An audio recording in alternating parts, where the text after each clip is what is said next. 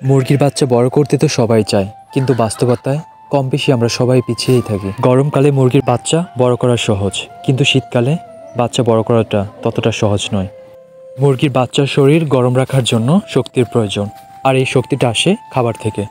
গরমে মুরগির বাচ্চার শরীর এমনিই গরম থাকে, এতে খাবারের পরিমাণ কম লাগে, ফলে মুরগির বাচ্চার বৃদ্ধি সহজেই করা সম্ভব। কিন্তু শীতকালে পুরোটাই উল্টো। পরিবেশগত কারণে তাপমাত্রা কম থাকে, ফলে মুরগির শরীরও তাপমাত্রা কমে যায়। শীতের তাপমাত্রা যেহেতু 8 থেকে 9 ডিগ্রি সেন্টিগ্রেডে নেমে যায়, এই ভয়াল তাপমাত্রা কম থাকার কারণে মুরগির বাচ্চা মৃত্যুহার এমনিতেই বেড়ে যায়। মৃত্যুহার প্রতিকার ও দ্রুত ওজন বৃদ্ধির জন্য আজকের এই ভিডিওটা।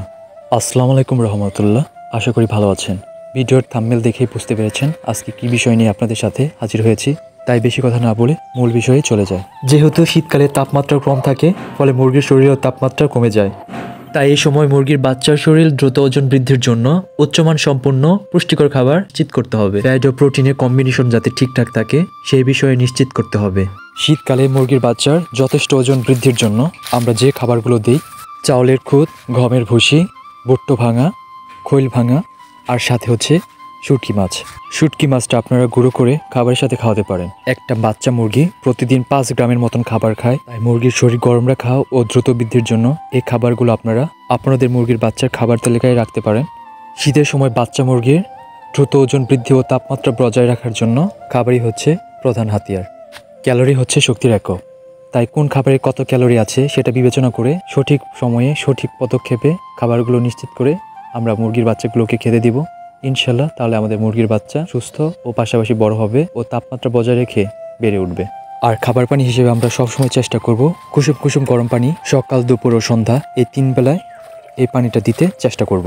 কুসুম কুসুম গরম পানি মুরগির বাচ্চার শরীর গরম রাখতে ও হজমে সহায়তা করে। সাথে মুরগির ঘর গরম রাখার জন্য আমরা লাইট ব্যবহার করতে পারি। লাইটটা এমন হওয়া উচিত যাতে লাইটের প্রভাবে পুরো ঘরটা গরম থাকে। লাইটের তৈরি তাপমাত্রায় গ্রোথ বৃদ্ধিতে বাচ্চা মুরগির সহায়তা করবে। শীতকালে ঘরে যেসব স্থানে বাতাস ঢোকে সেসব জায়গায় আমরা পর্দা ব্যবহার করে বাতাস প্রতিরোধ করতে পারি। আর এখন যে কথাটা বলবো এটা সব থেকে বেশি ইম্পর্টেন্ট। আমরা মেডিসিন হিসেবে AD3, Lysovit, zinc, vitamin, mineral সময় ভেদে মেনটেন করে বাচ্চা মুরগিকে খেতে দিব। এইসব মেডিসিনগুলো মুরগির গ্রোথ বৃদ্ধিতে অনেক সহায়তা ভূমিকা পালন করে। আমরা যদি ভালো মুরগি চাই তাহলে অবশ্যই আমাদের খাবারের দিকে নজর দিতে হবে। একটা আদর্শ প্রপার খাবার বিবেচনার মধ্যে রাখতে হবে। শীতের সময় আমাদের সবসময় এটা করা উচিত, বেশি বেশি খাবার দেওয়া। 3 থেকে 4 বারের মতন খাবার দিলে সব থেকে ভালো। খাবার যখন দিচ্ছেন অবশ্যই পানির ব্যাপারটা নজর দিতে হবে। পানিটাও কুসুম কুসুম গরম হলে সব থেকে ভালো।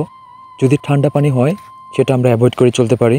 শীতের সময় ঠান্ডা পানি কখনোই কাম্য খাবার নয়। এইসব ব্যবস্থাপনায় একটু চাপ তো আছে, তবে ভালো মুরগি যদি চাই অবশ্যই এই চাপগুলো নিজেদের মেনটেন করে চললে ইনশাল্লাহ আপনাদের মুরগির বাচ্চা বড় করতে পারবেন। মুরগির ওজন বৃদ্ধি ও ভালো মুরগির জন্য অবশ্যই পচা বাসি খাবার অ্যাভয়েড করে চলতে হবে, তাহলে দিন শেষে আপনাদের পরিশ্রম সার্থক হবে।